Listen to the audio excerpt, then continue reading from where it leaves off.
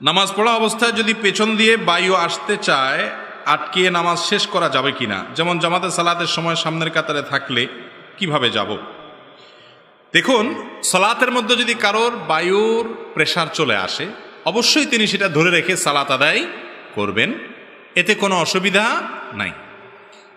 কিন্তু সালাতের আগে ধরেন সালাতের বাকি আছে আর 10 মিনিট, আর সময়টা হলো কনকনে শীতের সময়, আপনার বায়ুর প্রেসার আসছে, তখন যদি আপনি চাপাচাপি করে ধরে রাখেন যে 10 মিনিট আমি যদি পার করতে পারি, সাথে আর 5-7 মিনিট যোগ করলে এই 15-20 মিনিট এটা সহ্য করতে পারলে আমার আর ঠান্ডা পানিতে ওযুটা করা লাগে না, এই চিন্তা থেকে যদি আপনি চাপাচাপি করে আটকায় রাখেন তাহলে সেটা কিন্তু গর্হিত কাজ, সেটা কিন্তু ভুল অন্যায় কাজ। কারণ আপনার এই চাপাচাপি করে আটকায় রেখে যদি নামাজ পড়েন নামাজে মনোযোগ থাকবে না।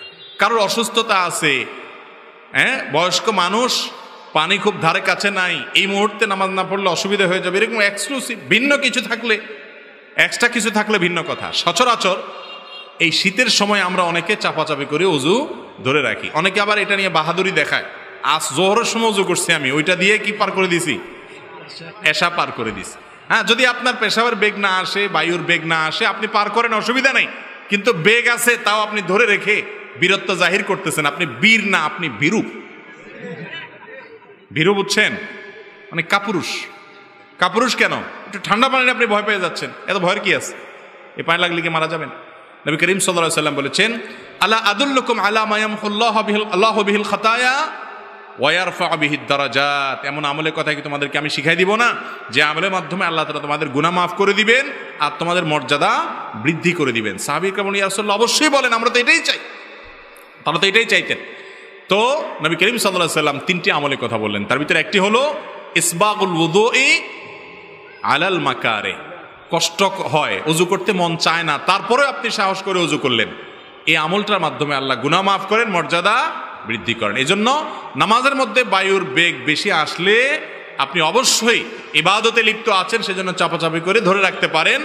কিন্তু নামাজের বাইরে আপনার আর 5, 10, 15, 20 মিনিট আছে নামাজের, মাগরিবের পরে এখন পেশাবের বেগ আসছে, তারপর আপনি ধরে রাখছেন যে না, এশা ছাড়া এখানে করা যাবে না, এশাটা শেষ হয়ে গেলে আমি যাই শান্তি মতো ছেড়ে দিব, তাহলে আপনি নামাজটাকে মনোযোগের সাথে আদায় করলেন না, এজন্য সেটা দোষণীয়।